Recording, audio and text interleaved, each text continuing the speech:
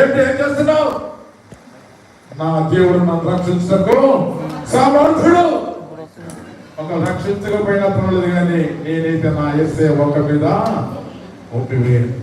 బాబు మోగింది. విలువలాడు అక్కడి నుంచి చనిపోయింది. క్రీస్తు కొరకు సాక్షిగా దేవుని ప్రేమిస్తున్న మన చూస్తున్న మన జీవితంలో పొరుగువారిని ప్రేమించే జీవితం లేకుండా ఉన్నదేమో. వాక్యం జ్ఞాపకం చేస్తున్న మాట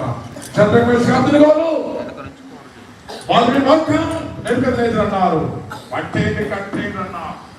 కట్టేశారు, పడేశారు ఐసు ముక్కలు. ఎక్కడండి పడేసింది? హల్లెలూయా. ఎక్కడ పడేశారు తల్లి? నాకు పేరు వచ్చింది చెప్పలేక. ఇది ఇలాంటి కష రాత్రి బుర్రగంధ ద్వారా నిద్ర మాత్రం వదలలేదేమో. ఎక్కడ పడేశారు?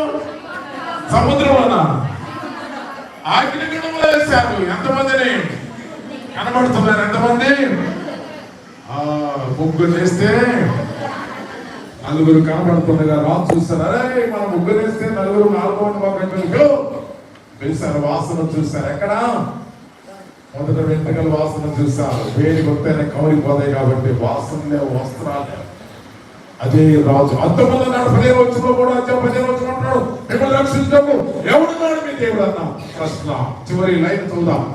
దాని గ్రంథం 15వ వచనం చివరి లైన్ లో మిమ్మల్ని విడిపింపగల దేవుడు ఎక్కడున్నాడని ఎగతాళి చేసి మాట్లాడిన నెబుకద్నెజరు మన క్రిందికి వెళ్ళిన 22 ఇగో వీరి దేవుడే పూజించకు అర్హుడు. ఒకవేళ ఈ దేవుని పూజించకుండా మీరు ఎవరి దేవుని పూజించారో మీ గృహాలను పెంట కుప్పలుగా చేస్తానని అదే రాజు శాస్త్రం విడిచారు. హల్లెలూయా, హల్లెలూయా. ప్రేమలో ఐక్యత, వారి ముగ్గురున్న ప్రేమను, వారి ముగ్గురున్న ఐక్యత వారిని కాపాడింది. వాక్యం సెలవుస్తుంది, యెహోవాను ప్రేమించు వారు ఆయన కాపాడును. నువ్వు ప్రేమిస్తున్నావా? ఎంతమంది ప్రేమిస్తారు? చేతులు ఎంతమంటే 2 చేతులు 3 అంటే 3 కూడా ఇస్తారు కదా. ఇస్తామా? యోహాను రాసిన మొదటి పత్రిక, యోహాను రాసిన మొదటి పత్రిక. దేవుని ప్రేమిస్తున్నారని చెప్పేవాళ్ళు పొరుగు వారి ఎలా ఉన్నామో వాక్యం వల్ల జ్ఞాపకం చేస్తున్నాము. మొదటి పత్రిక 4వ అధ్యాయము 20వ వచనము. ఎవడైనను దేవుని ప్రేమిస్తున్నానని చెప్పి తన సహోదరుని ద్వేషించిన అతడు అబద్ధికుడు కదా.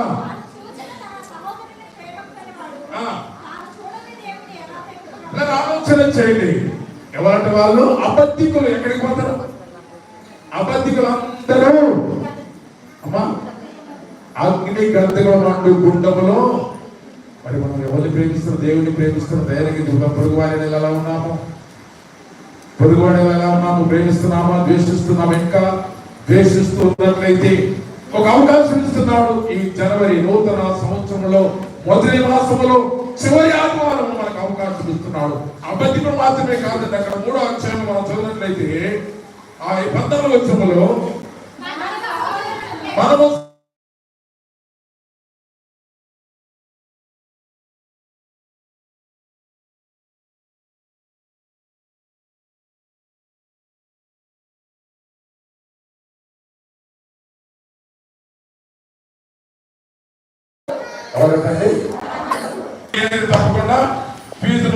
తప్పకుండా ఫీజును వసూలు చేస్తావు. నేను కూడా టికెట్ అప్పుడు అయిపోయింది. అన్నమాట అగ్గిపెట్టి తీసాడు, వెలిగించాడు.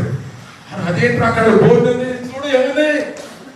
నువ్వు టీ తాగవు కానీ ఓడ మీద తాగరాదు. ఏమంటారు?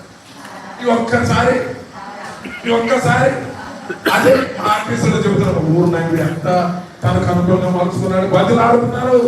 అయ్యగారండి తాగరాదు అని. తాగరాదు కాదు, తాగరాదు ఏమంటుంది? త్యాగ తాగకపోతే టీ ఒక్కసారి తాగరాదు, తినరాదు. అదే